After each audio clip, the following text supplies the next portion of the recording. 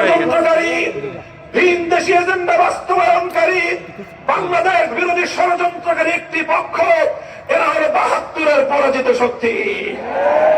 আরেকটি হলো ২৪-এর বিপ্লবকামী শক্তি। যারা ২৪-এর বিপ্লবের পক্ষে, তারা গণভোটে ব্যালটে ভোট দিবেন। আমরা বাংলার মানুষকে আহ্বান জানাই, আমাদের নেতা কর্মী জনগণ থেকে আমরা উদাত্ত আহ্বান জানাই, সমাগত নির্বাচনে ব্যালটে বাক্সে ভোট দিতে হবে। প্রস্তুত থাকবেন তো আপনারা?